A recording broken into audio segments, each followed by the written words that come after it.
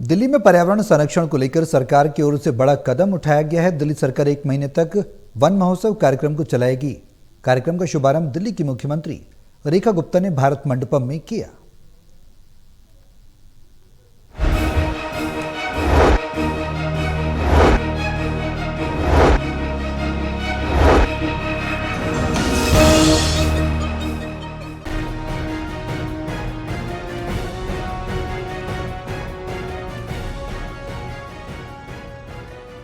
दिल्ली सरकार अब पर्यावरण बचाने के लिए बड़े पैमाने पर काम कर रही है। 70 लाख पेड़ लगाने का लक्ष्य रखा गया है। साथ ही यह सुनिश्चित किया जा रहा है कि कामकाज की वजह से किसी भी पेड़ को बेवजह न काटा जाए। अगर जरूरी हो तो पेड़ का ट्रांसप्लांट किया जाएगा। सीएम रेखा गुप्ता ने कहा है कि ये अपने तरह का सरकार का पहला प्रयास है जो पर्यावरण को बेहतर बनाने का काम है। उन्होंने कहा है कि एक विजन की बात है जो किसी नेता को बड़ा बना देता है और यही बात है प्रधानमंत्री नरेंद्र मोदी में, जिन्होंने कहा एक पेड़ मां के नाम। आज का ये वन महोत्सव का कार्यक्रम अपने आप में एक सरकार के द्वारा किया हुआ वो प्रयास जो दिल्ली में पर्यावरण के महत्व को जन जन से जोड़ने वाला है। आज सरकार ने निर्णय किया है कि इस मानसून सीजन में हम 70 लाख पौधे पूरे दिल्ली भर में लगाने वाले हैं और उसके लिए हम दिल्ली की सभी सामाजिक, धार्मिक, शैक्षणिक संस्थाओं को जोड़ते हुए वहाँ पर्यावरण रक्षक के नाम से लोगों को दायित्व देते हुए पूरी दिल्ली को हरा भरा करने का काम हम करेंगे।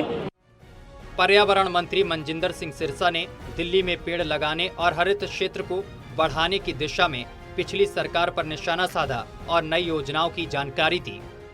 ये वन महोत्सव में जहां 70 लाख पेड़ लगाए जाएंगे, अगर यही वन महोत्सव पहले मनाए होते तो दिल्ली को ये दिन ना देखने पड़ते कि उनकी 10 साल पुरानी गाड़ी और 15 साल गाड़ियां पुरानियां बैन ना होती। अगर दिल्ली को हरित बनाया होता, दिल्ली को पोल्यूशन मुक्त बनाया होता तो सुप्रीम कोर्ट को और एनजीटी को इसके अंदर इंटरवीन ना करना पड़ता। दिल्ली की पुरानी सरकारों की खमियाजा दिल्ली के लोग भुगत रहे हैं। 10 साल तक दिल्ली को दोनों हाथों से लूटने का काम किया, पर्यावरण पे कोई काम नहीं किया और माननीय सुप्रीम कोर्ट और एनजीटी निरंतर बैन पर बैन लगाती गई और दिल्ली को साफ हवा की कोशिश में सुप्रीम कोर्ट को और एनजीटी को इंटरवीन करना पड़ा।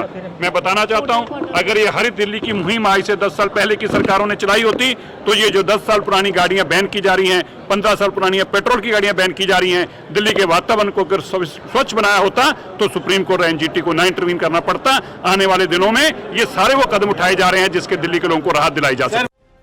दिल्ली सरकार में मंत्री प्रवेश वर्मा ने भी इस पहल की सराहना की और कहा कि यह दिल्ली को फिर से हरा भरा बनाने की दिशा में एक मजबूत कदम है।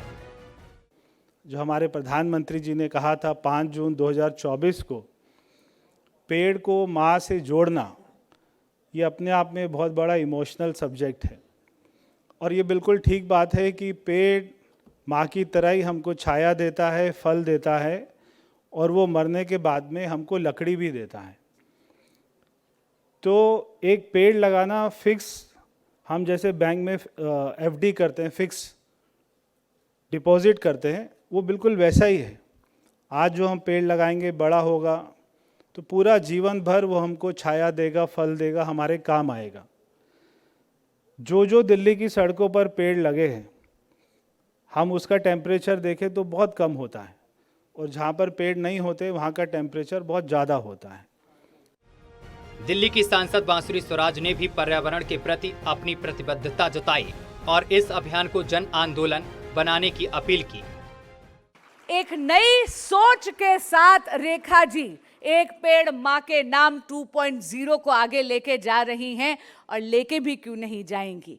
1 दशक से दिल्ली जर्जरा रही थी, लेकिन दिल्ली के देवतुल्य मतदाता ने हमारा 27 बरस पुराना वनवास समाप्त कर ये जो डबल इंजन की सरकार, भाजपा की सरकार यहां पर सुनिश्चित करी है, तो अब दिल्ली भी आदरणीय मुख्यमंत्री श्रीमती रेखा गुप्ता जी के वात्सल्य और ममत्व की छाया में प्रगति के पथ पर और ज्यादा अग्रसर हो रही है।